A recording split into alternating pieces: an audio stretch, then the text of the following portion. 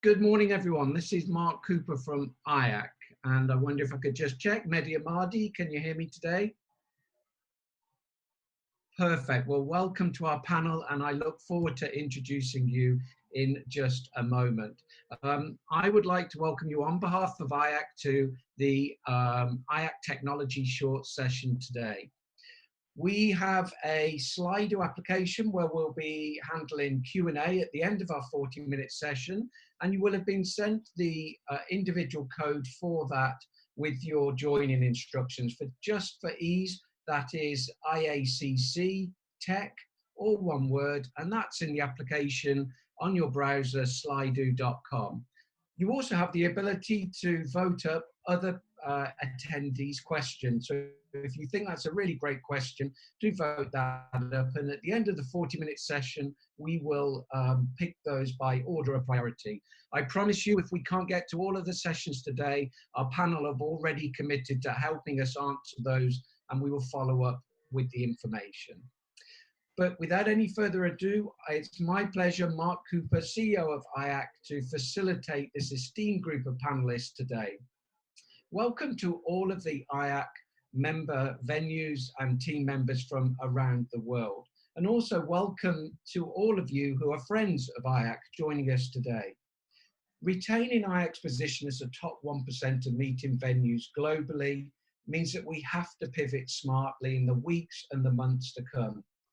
It's now really our time. It's our time to begin our rebuilding phase, to predict the differences, to plan, and to test some of the assumptions that we're making without the knowledge and the certainty of what is to come when we open our doors. But today, as I mentioned, we are centering our discussions around two elements of technology. We'll be talking about how we can effectively use technology and what is influencing technology related to discovering and evaluating venues, but then also the predicted changes and what technology might need to support in the meeting environments when we come back into our venues. Now I'd like to welcome our panelists who are joining us today. Give everybody a wave, panelists, please. Wonderful. I would like to welcome Eric Bracht from Electro Media Design in Florida. And Eric is a long-standing member of IACC, board member of IACC, and has designed many of the internal meeting environments, technology, acoustics, and lighting-wise. Welcome, Eric. And Sandy, Sandy Hammer, I would like to welcome. Sandy is CEO of All Seated Group. All Seated, who offer two very important components to meeting planners that interface with our venues, the interactive floor plans, and also the virtual site inspections as well. Welcome, Sandy. And Dave Fitzgerald, VP of Global Alliances for Barco. Dave, Barco is a familiar product within many of our meeting environments, but also ClickShare as well as another product, which some of our attendees today may not appreciate that ClickShare is a component of Barco. Dave, welcome.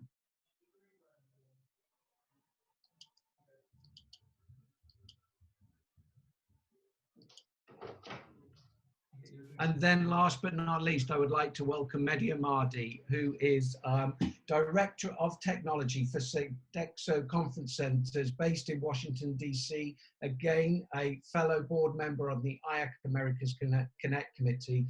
Welcome, Mehdi. Thank you, Mark. Happy to be here.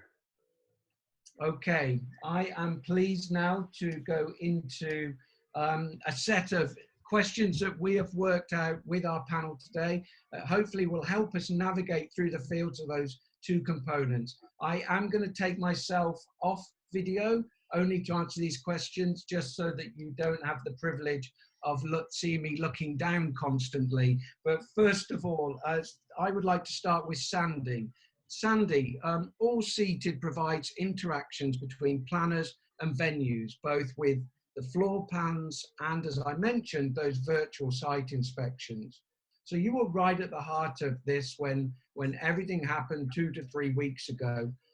what changes, what activities, what behaviours did you see in both the immediate days and the weeks following the, the impact of meetings stopping and the lockdowns and working from home?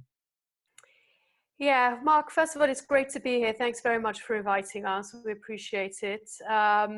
We actually are right in the middle of it because we're suppliers to the catering side, to the planners. We have over 70,000 planners in our network and 40,000 venues and a lot of caterers. And so we have a very large network. And of course, as we saw around the world, but mainly in the United States, we saw sort of more and more venues closing down, more caterers, really a whole shutdown.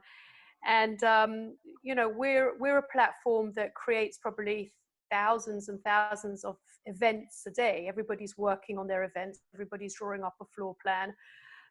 So I think one of the biggest shocks for us, or the realization point, was suddenly when our entire chart jumped down to a couple of hundred in the early days. And we realized that the industry was coming to a standstill. It was very obvious that, people were going to have to, stand still, reassess, redirect. And I have to tell you, I think the most amazing thing about the industry is that everybody took charge very, very fast. Like, it was amazing. Within days, people were making very quick decisions about what to do. Properties were immediately understood that they needed to postpone. As much as they could do, they were postponing. We saw that within our network, that dates were changing, things were happening. There was movement, which I think was really exciting. Even in the total collapse, people understood very, very early on that it was just a matter of postponing. Let's just get these events off the calendar for April, May, and let's just get them, maybe now June, I don't know, but at least for September, October, let's postpone. And we started to see a lot of that, people putting in new dates, people adjusting. And that was very optimistic to keep seeing that. I would say in the last week in particular, we've seen a lot of traffic again. People are creating events and new events, which is also encouraging. It means that people are booking new business. Some of them are booking it through remote selling now. People are beginning to understand that they've got to have a new way to sell. It's not about getting people into your properties anymore. It's about, having a 360 tour or having a virtual tour or whatever it is, but you can do it from a computer. You can really do selling. And I think that people are shifting, Mark, and that's, encouraging, because things are not standing still. People are actually keeping busy. And I think that's the most important thing right now. It's interesting that you see that return starting to come back again, Sandy, into planning and floor plans being designed. That's one of the earliest, most encouraging signs that we can see. Planners still looking to do that, and you're in a privileged position to be able to see how those dates are moving from a planner perspective on such a level. But also, I'm interested, for all of us, it's shifted the way we work in terms of our flexible working and the times of the day that we've worked. Have you seen activity between the meeting planners communicating with the venues and vice versa? Has the time of the day shifted as well? Are people working at very different hours? Yeah, well, our community work crazy hours. I mean, we have a 24/7 live chat. And if I told you what comes through at the most craziest of hours, you wouldn't believe it. But we always are an industry that works very long hours. But I think we're in the process of bringing out a beta testing of a video conferencing tool within Inside All Seated. And we've been doing some beta testing on it in the last few weeks. And one of the things that everybody's loving about it is that, they want communication to keep happening. You want as much as we're doing now in having all these webinars and all these sessions, the planners want to keep in touch with the venues want to keep in touch with the planners. There's this sort of like I don't know what the word is, stickiness of people just wanting to connect. And I think the fact that the venues want to keep their properties alive. So platforms like ours can keep your platform alive because you've constantly got you can have your meetings inside your rooms. So you can keep your rooms relevant, you can keep your ballrooms relevant, you can hold your meetings there. Even if you're not necessarily selling, you can still have meetings with your vendors, your professionals. And that's a very nice way that the properties are actually beginning to understand the importance of that. They don't want people to forget, even though, it's 4 weeks, 5 weeks, but nobody knows how long it's going to be before people are going to start traveling to your actual property. Right. It's not about, we might all go back to work in another few weeks, but when is it that people are going to come to start visiting us? Yeah. And that's a very different story. And that's why you have to find some way to do your remote selling today. Sandy, that's great. Thank you for that. Dave, if I could move on to you. Before C19 hit, I already knew that Barco and ClickShare had launched a new video conferencing module that happened, I think, in around February, March this year, to this already well-utilized tool within IACC meeting rooms around the world. But can you help us understand what was the thinking behind that before the scenario that played out in the last few weeks? And does the reasoning behind that now still apply, or does it apply even more in terms of the relevance of ClickShare and the video conferencing module, which you've now embedded into the system? Yeah, yeah, Mark, it's a very interesting question, and of course the answer that has changed greatly in the past month or so, hasn't it? But we introduced ClickShare Conference. If anybody's familiar with ClickShare, it's an easy way to share content in the meeting room by pushing a button. And I'll keep this from becoming a ClickShare commercial, but our new approach is ClickShare Conference, which not only allows you to share your screen to share your screen in the meeting, it also allows you to connect to the camera, the speaker, and the mic, and the large display from your laptop. So essentially people can bring their own meeting into the conference room, and then they are then hosting the meeting using their device that they know and love. So so being able to share your content plus be able to connect to the assets in the room so that you can have a full video conferencing experience for more than just one person on a device is what ClickShare Conference enables. So the current condition, or the current issue that we've got that we're all facing together has highlighted a couple of things. One is that less people are focused right now on the meeting room, which is to be expected because people are now outside of the meeting room and all remote.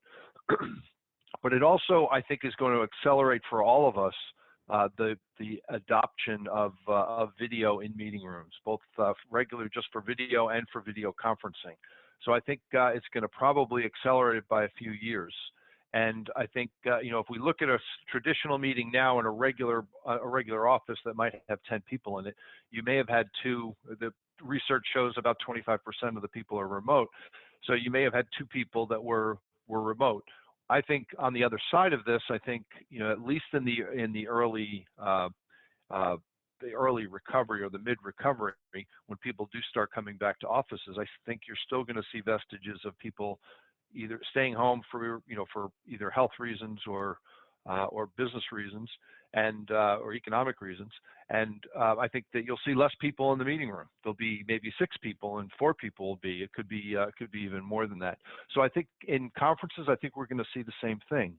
So I think I think that some of our early research and the early beta site deployments that we've had, some have been with hotels and conference centers, and they've a few have adopted it very quickly once they realize that, hey, we cannot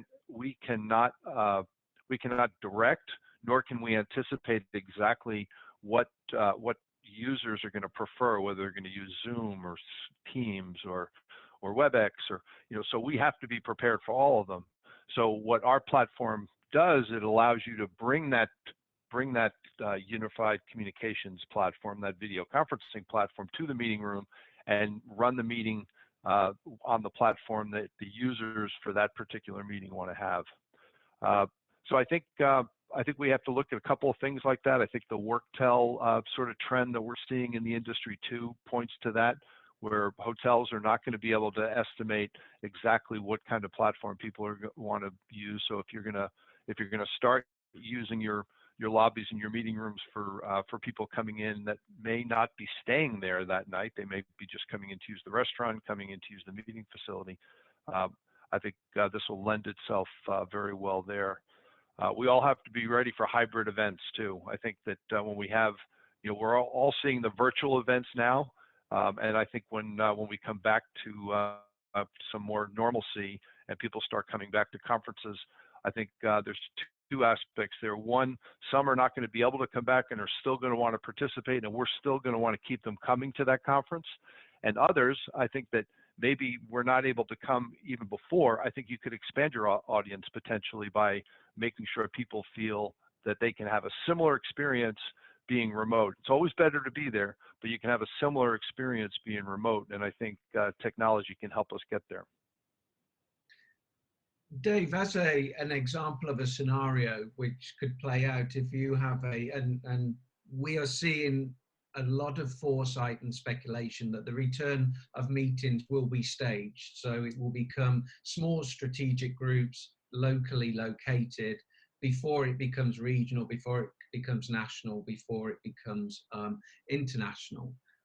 But if we had a key group of 5 attendees at a meeting venue and another 5 attendees in a different location in that same meeting, in another meeting room together, it sounds like ClickShare conferencing can give the ability to bring those two groups together in a more collaborative way than maybe previously. Is that a fair assumption?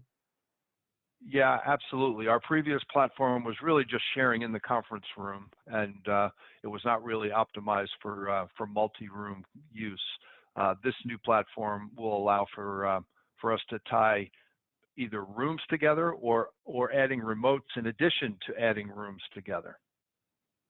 Okay, thank you. Well, that leads us nicely on, I think, to Eric, to the question that I have for you, and I think the question that many of our members have got at the moment, trying to get a grip to what new technology services do we need to provide. Are you getting expressions of interest from venues to build in new tech services at the moment? Are you seeing different requests as a result of wanting them to become more remote friendly? And I guess if you can you talk us through, what venues are interested in or should be interested in adding into their infrastructure, and how easy it would be to do that? Okay. Well, again, thanks for everybody for coming. It's nice to get together and talk about this. We have tied in as best we can to multiple different groups of people. Obviously, the people we would normally talk to at a lot of facilities aren't there right now. They're at home, but there's a lot of conversations going on in multiple groups now about when meetings are going to coming back and what are they going to look like when they come back. And it's the general consensus of both meeting planners and venue groups that we're engaged with, that when they do come back, it's going to be the small meetings coming back first. We're going to see those come back long before the big expos or pharmaceutical launches or ballroom type events. So we think we're starting out looking at these smaller meetings in smaller rooms, but then we also have to realize that spacing might become an issue. The days of sitting shoulder to shoulder in theater style in the ballroom that may take even longer to come back. So we may need to use larger spaces for smaller meeting rooms. So the things we want to look at there are, we want to evaluate the spaces we currently have, because, coming out of this, nobody's going to have a ton of money to throw at redos and refurbishments. We're going to want to get right back down to business. So you want to take a look at the spaces that you have and evaluate, where are the spaces that sound good, where are the spaces that don't have a lot of background noise, that don't have noise coming in from the room next door or from outside or from the service areas. What's the lighting look like in that room? Does it have lighting that is nice and even, and people aren't cast in shadows?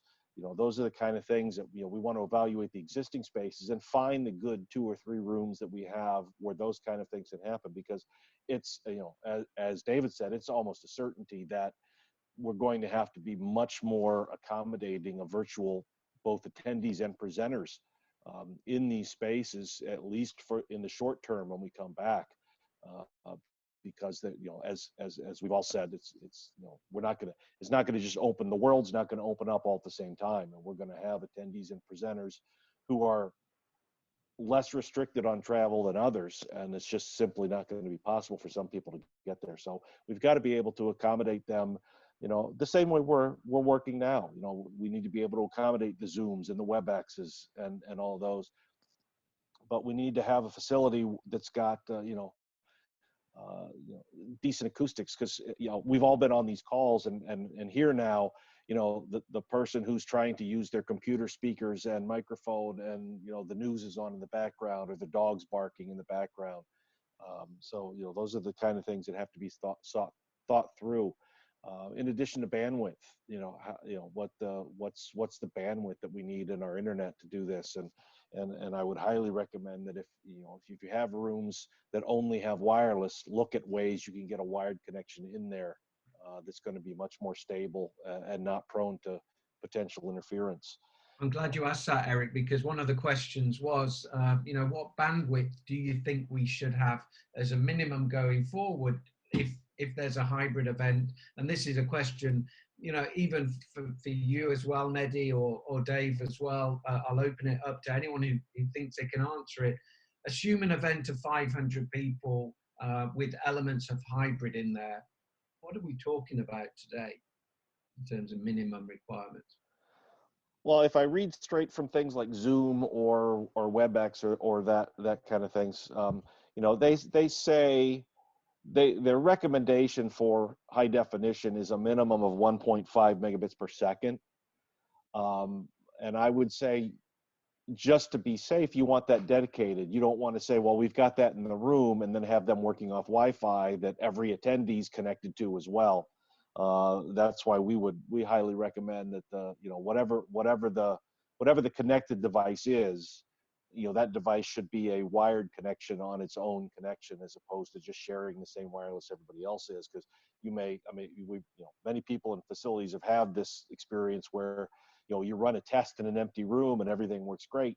You fill it up with people, and all of a sudden you've got all kinds of issues. So that's one of the things. Yeah, Eric, we can attest to that for sure. When we first introduced ClickShare and tried to do it at Infocom, and had 200 Wi-Fi hotspots that we could see right close to us. So a network assessment, I think, is very important. And same thing goes for homes. If we let our clients know if they're running a meeting from their home, make sure, one, you're connected through Ethernet, you're hardwired in it, and two, maybe run a speed test of your home network to make sure you have enough upload speed bandwidth. So maybe if the host doesn't have at home a great internet speed, we can have another colleague of theirs host the meeting from their home who have maybe a stronger internet feed. That's an interesting point.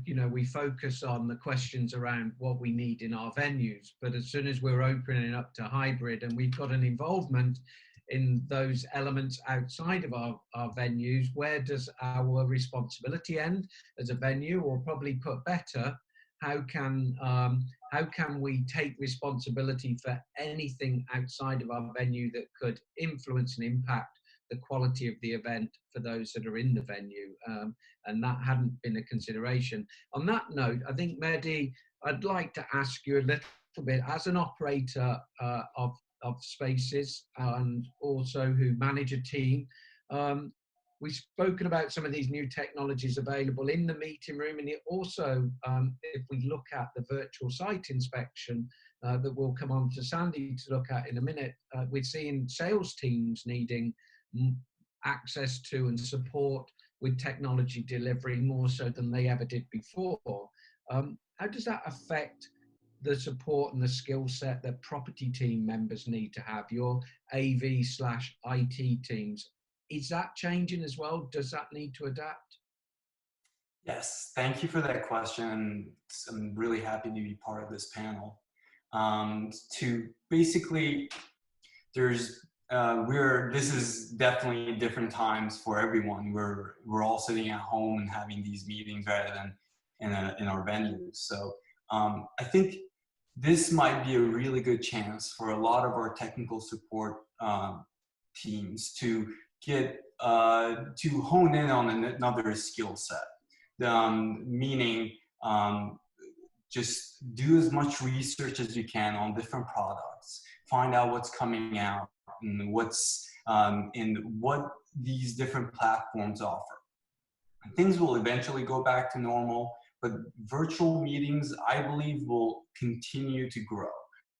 People are realizing they can have successful meetings through virtual events, and you can actually run it from anywhere in the world.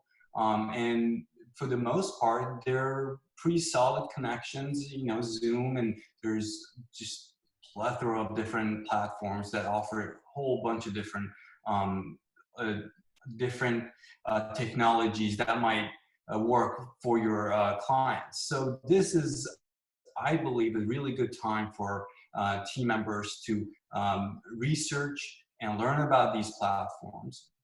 And, you know, really these virtual platforms, not all of them are created equal. They all answer to a different question. So we need to, as AV operators, to basically step into the light, basically, and talk to the client, find out what their requirements are.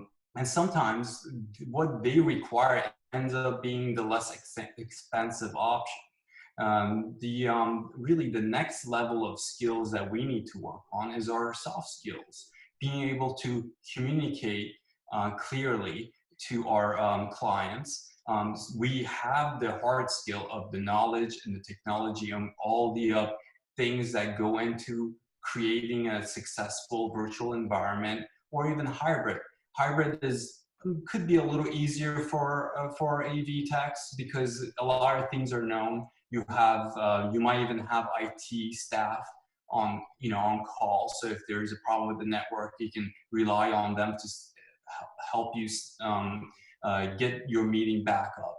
But the scenario that we're in now, where everything is happening from our homes, you know, the meeting organizer is running their event from home, and we as technical staff are at our home trying to walk them through maybe a problem. So if we have the technical knowledge of all these platforms, yes, what comes next is being able to communicate that to our clients. So if we're involved from the beginning of an event, and we steer them towards the proper channels and talk them through how to, if they're on a live event, they're having problems with their video, if we can, prior to the event, let them know how to fix some of these issues, we're really making an impact, not just as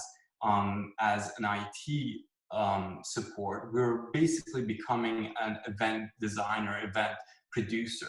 So that's a really big opportunity for our team members to take that challenge and elevate their responsibilities. It's really interesting, and your answer linked perfectly to the #1 question that we were asked, which has been voted up to the top. What is the best, most secure, resilient platforms to host these meetings? And I know only too well now from the time we've spent evaluating it for our own conference, and you've done all the work in relation to evaluating many different systems. The answer is definitely there is not one that sits at the top. It is all dependent on the client's needs, because they've all got pluses and minuses. So I'll take from that that the one thing that IT and AV teams on property need to understand now is maybe the principles of some of those which are the most resilient, have the best security measures in place, but those which are different platforms, webinar versus virtual broadcast versus streaming versus interaction, because they've all got different merits and different challenges. Thank you for that, Mehdi. If I could switch over to you now, Sandy. I know that All Seated are in the beta testing phase of the new platform for your virtual site inspections called Offsite. I know that because I saw it in operation earlier this week, and it was really impressive. But can you explain what's the difference between Offsite and your previous version of the virtual inspections software that you have? Sure. So I just want to go back. I just wanted to mention the security issue. I do agree that security issues are a big deal for everybody, for every company and individuals as well. So one of the things that you should just look at is when you're looking into the companies, apart from checking, and asking, the IT people asking all the right questions, is that there's a lot of that you can have a knocking on the door, that you have a code number. You have, even when you come into Zoom today, you should always preset your Zoom that you have a different identity number for each Zoom meeting, so that people don't go into the wrong meetings. And you can have a password. All those things that, will help the privacy issues that you might have problems with. So those are just a few things that you can think about, even with a product like Zoom, they actually do have it available. Going back to our product, so we have two products, Mark. One was the Vision product, which is the it's on-site, off-site. Basically, it's a photorealistic image of your property, and you can invite and collaborate and be totally interactive, almost like a game, walking around the product inside a web browser experience, which is really great. We did come out with a virtual reality system as well. Today, virtual reality, that's another whole discussion. And I think with the virus, it's going to slow it down a bit. But then again, with Apple buying this amazing new company, we can have a whole different conversation about that, where virtual reality is going to go. But what we're seeing more and more, and obviously with today and this terrible virus that has hit us, and even what a lot of the panelists are saying, that, even after the effects, our way of selling and our way of showing people around our properties are going to be different. It's just going to be different. It's going to change. We definitely have a change in the system coming, and I don't think it's a bad thing. I think many of us will be saving hours and hours of time. This is an efficiency issue. This is an issue when you have a ballroom that is already in use, and you can't even take anybody into it because it's closed, because there's already an event going on. So properties are already dealing with some of the problems with not always having their rooms available to showcase. So our product was about showing your banqueting suites and your rooms and everything available. And what we added to it was a collaboration that you could actually now have video, and you can actually physically take the people around by moving them in and out, and having you as the leader, so to speak, of where you want people to maneuver around with you. You're much more in control of the situation. Whereas before, you were just inviting people in and everybody was kind of in different areas. You're not sure where everybody is. Today, it's much more organized, that, follow the leader. You remember that game? I do indeed. And I guess with all of that in play, if our virtual site inspections live with a team member on property conducting those, it's very different to you know to the 360-degree ones we've had before. We're going to need a closer relationship between our on-property AV and IT teams and our sales and marketing teams to be able to do those, you know, smoothly and set those meetings up. Yeah, and Mark, just to add to that, it's very important. That's a very good point about, you know, having all those IT people coming in and having your production people coming in to show where the outlets are, where the cable's going to run, where, you know, how I'm going to do the setup. Is it going to be and you know, Mehdi was talking about how, you know, maybe we're going to have different spacing and how we're, so all of that, you're going to need a virtual tour with a system that you can actually put the tables in, put the layouts, really have a dynamic feel that everybody can see and feel what the actual event's going to look like, whether it's 50 people, whether it's going to get to 100 people, whether you're going to do the hybrid, whatever it is, you have to have that feeling of what is the event going to look like. And I think that's what's going to be important. And just to close, Sandy, even though our buildings are locked down and we are hunkered down in our houses, if we haven't got a virtual site inspection opportunity, you know, system in place at the moment, is it possible to do it now, or do we have to wait? No, we can do it. We actually, it's a little bit to everyone's advantage because the halls are empty, right? Your spaces are empty.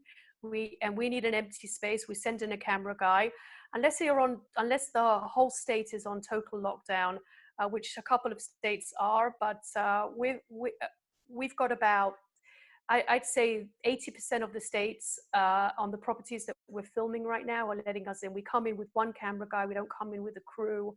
So there's no crew. There's nothing that, you know, there's no interaction. We just need somebody to open the door and let us in with our camera. And then once we've done the camera filming, we go out. That's it. It's done.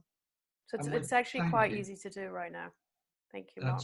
That's reassuring to hear. Dave, same question, I think, for you. You've talked about the integration of the video conferencing element of ClickShare. I'm not familiar with the intricacies of installing, but are there any supply issues? Is it a product that we can, you know, our members can move forward with today? Yeah, it's very available right now. It has been released. It's in distribution, so that product is there. And the good piece of it is that it interacts with a lot of other products that are already on the market. Part of our emphasis has been on how do we connect with the camera, the speakers, and the mics of all the top manufacturers like Logitech and Yamaha and Jabra and Vadio and those sort of people. And then, of course, with the screens, we've tested all the compatibility with the screen. So you could pretty much walk into a room today, you know, plenty of supply. Fortunately, unfortunately, walk in today, deploy a room, and be ready to host a Teams call, a WebEx call, a Zoom call, you know, a GoToMeeting webinar, any of those. And to Mehdi's point before about making sure that you take care of the soft skills, about making sure people are comfortable with the technology. With the new ClickShare conference, you're able to let them use their own device, which they're used to. They're used to the user interface. They know where their files are. They're not going to need a lot of tech support for that. They're going to know and own their own device. So I think that'll be. I think that's going to be a real benefit for the operators that are trying to make sure people are comfortable with the technology that they're using. Thank you for that. Now I'm going to go on to the questions. We've got a couple of questions there, but just to tee you all up, because I like to give advanced thinking time, I'm going to close at the end of this session asking you, there's one piece of advice of what not to do or what to be careful with as we make decisions with not all of the answers and the info there. I'd like each of you to close with with an example of what just to be careful for. But before we get there, I'm anticipating as well that many on the call today are technology experts from our properties. One of the questions is, what hardware would you recommend purchasing? So hardware rather than software, to provide a blended remote face-to-face solution in our meeting rooms. And whoever would like to take that question, please do. Well, okay, certainly I think oh, go ahead. No, go ahead, David. I was just going to say, certainly what we just described as the ClickShare conference scenario, that would help for a blended remote and in-person meeting room in a very easy and cost-effective way. Okay, thank you. Eric. We actually are looking to have kind of answers to that questions prepared, because we anticipate when people start coming back to the properties, that's question number one. And that kind of plays off of, okay, well, what do you already have? So, we're trying to build, okay, well, if you already have a display in the room, here's what you need to get. If you already have,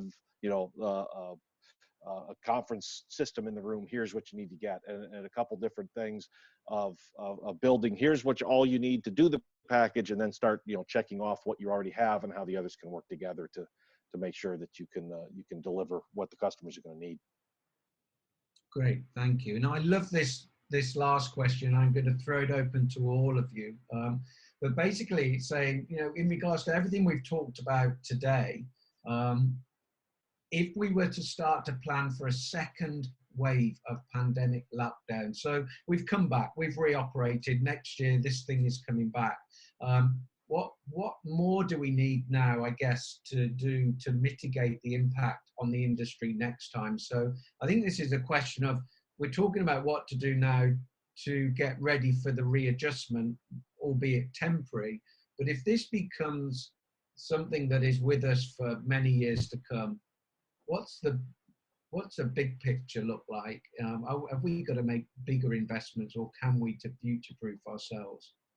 Again, anyone who'd like to take that.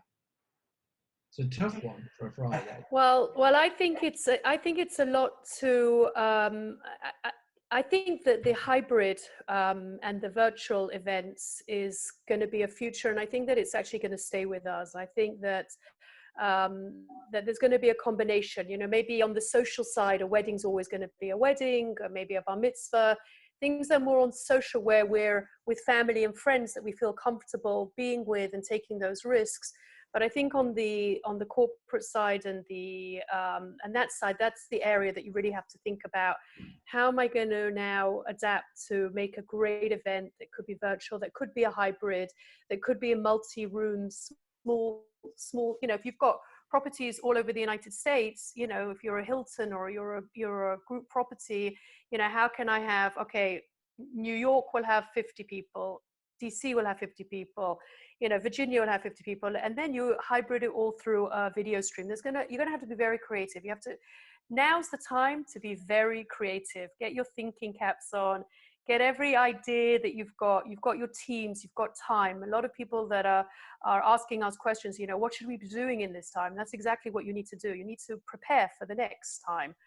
How do we get more organized? Buy the right hardware, prepare, invest in all of that. That's my 2 cents here. No, that's a statement that's come out time and time again the last 2 weeks. Don't waste the opportunity we have now to be super creative and to build a more resilient infrastructure.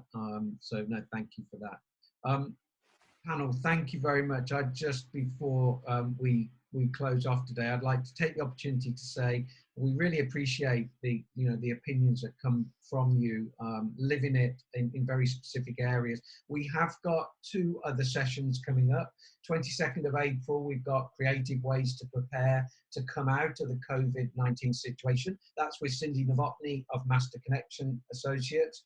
And this IACC short session next Friday, we'll be looking into the changes in our food and beverage offerings, in our services, and our menu types. Again, the delivery, our infrastructure to be able to do that. So please do pass this on. If this was valuable today for you in technology, pass this on to your colleagues in food and beverage for this time next Friday. And then one very big announcement that I would like to make. In the last 2 hours, we have launched the news that IACC Americas Connect conference, our annual members conference that was due to take place in June, we have now taken that onto a 100% virtual platform. So you'll be able to live one of those live broadcasts with us.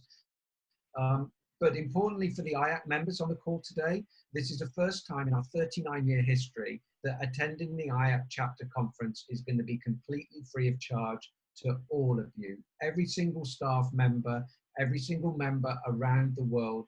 Join us for 4 days, a festival of learning, great sessions like the one you've seen today, 4 hours every day from May the 18th to the 21st. You can go on IACC's website today. The team have got the registration open, and we hope you can join us on our sessions before then, but certainly for the Festival of Learning on May the 18th to the 21st.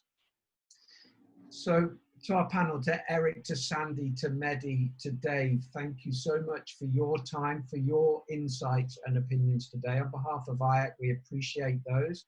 And to everybody, have a restful and safe weekend. And we look forward to seeing you next time. Thank you very much for your time today. Thank you.